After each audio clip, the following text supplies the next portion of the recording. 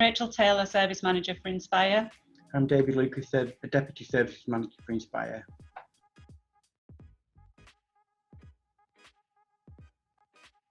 So we offer open access both at the Burnley and Accrington hubs within the districts. We have a hub in Pendle, however that's appointment only because of the building layout. People also have the option to self-refer via telephone if they're not online at those designated hubs. The contact details will be on the video link at the end for people who need to make contact with us to self-refer. What's really important is that when people are referring or being referred by professionals is that you tell us as much information as possible about the amount that has been consumed, the history of somebody's alcohol misuse, and the impact on the lifestyle that's having, around the social circumstances, the relationships, any physical or mental health needs. This will really help us to make an initial assessment of the person's priorities and presenting needing what appropriate interventions will best suit the individual at that time.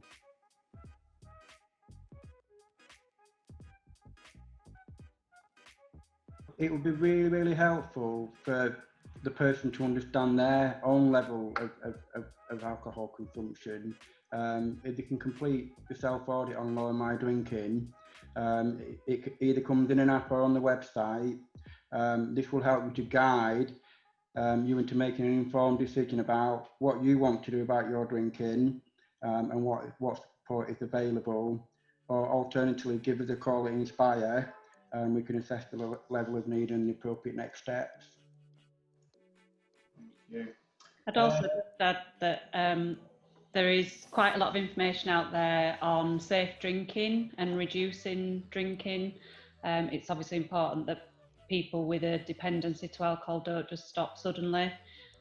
So if in any doubt, contact us or have a look online. Great.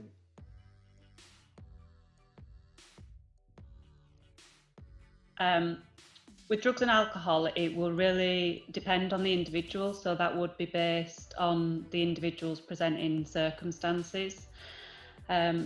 So as David's already said, we can complete an audit. You can complete that online via Lower My Drinking app or on the website, and that'll give you as an individual or a professional an indication as to what level of dependency somebody's alcohol consumption's at.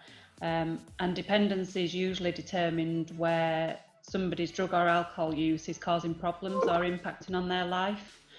And that can be different for each person. So it's not necessarily the frequency of the drug use, which it might be the primary problem, but it's the effects of the drug taking or alcohol and the effects that that's having on somebody's life and the family environment.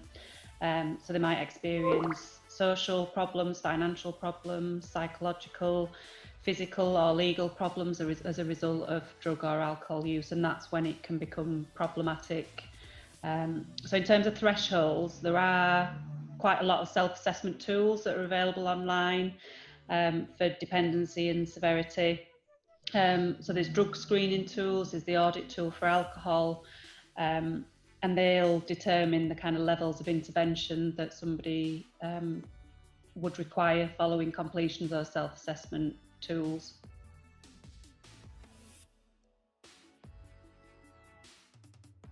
So again, it's dependent on individual circumstances. There is training online for all professionals via the Health Education England website, and that's completely free. There's a huge range of brief intervention training and other forms of training around alcohol use, drug use in young people, brief intervention training, tobacco interventions. There's a whole host of training that's available there for free for all professionals, and we'll provide the link at the end there.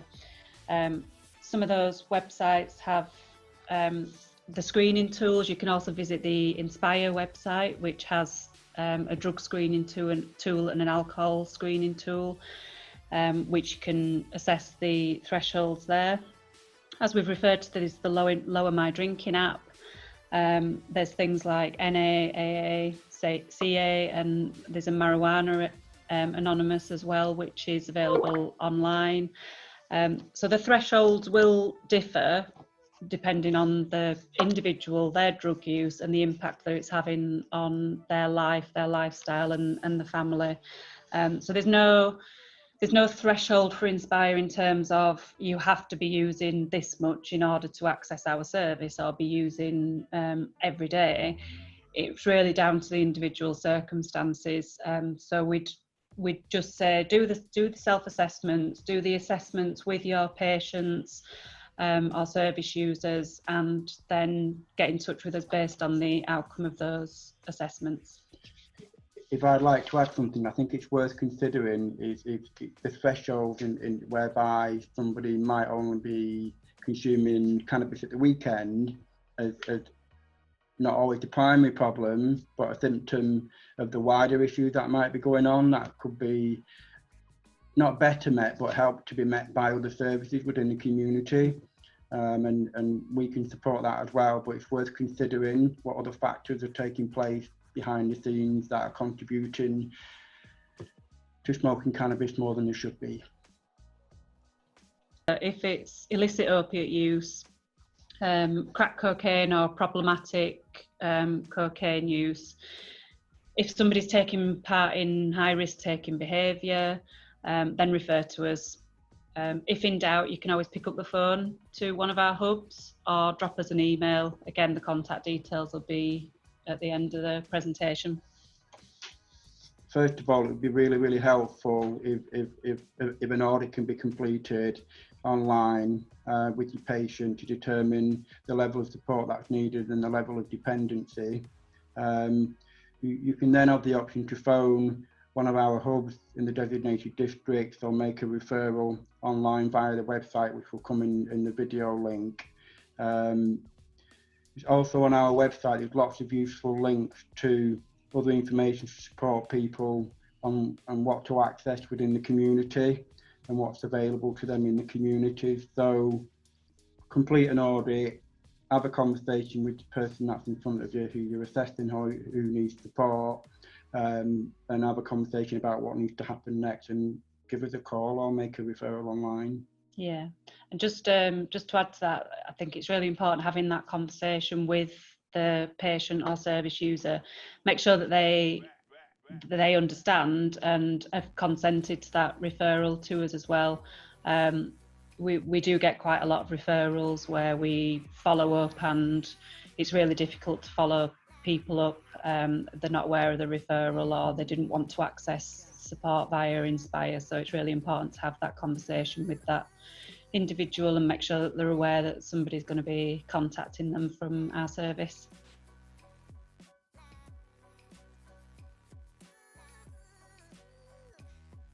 We like to respond to people as quickly as possible. I know that we can't give a timescale that you will hear from us within 24 hours, but it would be dependent on the priority of the referral.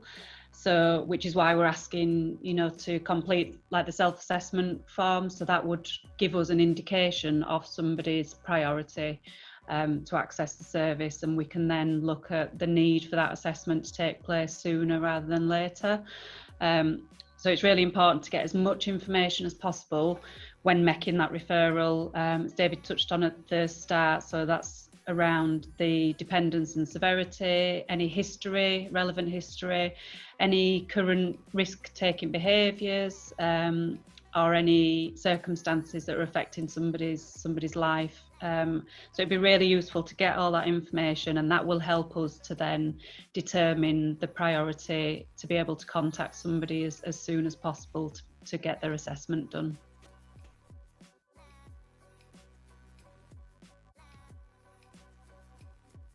We're here, we're on the phone, we're online. Have a look at the website, contact us via the phone. Our email addresses will be going up on a slide following this.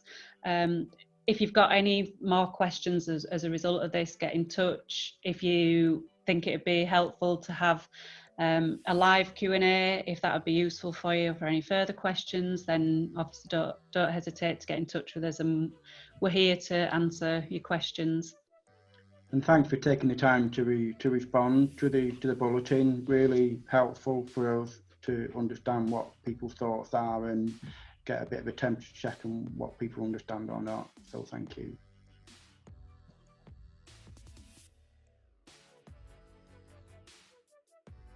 Hi, my name's Will Doe. I'm 8 months sober. I've completed Live and Thrive with Inspire, and I have recently qualified as a peer mentor.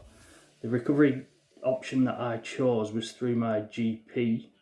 I noticed I was drinking far too much and it was affecting my health, so my GP advised that I saw someone at Inspire, so she put me on to Sam. I had my initial appointment with Sam within a week. He went through the referral form with me. We worked out what treatment I would need, whether it be cut down or do a detox. We decided that detox was best. So he filled out the forms for me, put the detox in place. I think I detoxed within 4 weeks of my initial appointment with Sam. In between me seeing Sam and the detox, we were in contact daily, checking up on me, see how I was doing. Eventually came to doing my detox. I had a nurse round at my flat every day to administer the dose of medication that I needed. That lasted 2 weeks. Once I had completed that, I was then put forward for Live and Thrive, which I attended up to the coronavirus hitting, and then we did the meetings online through Zoom, which was absolutely fantastic. And then from there, I got word that they was doing a new peer mentoring course, so I asked if I could join that, which I did, and I completed after I think it was 10 weeks. So I'm just waiting to start now as a peer mentor. I think the whole system and the way it worked through the GP was amazing, because I did suffer from bad anxiety, and I did get anxiety going up to Inspire to try and fill out the paperwork. So going through the GP was absolutely amazing. Thank you.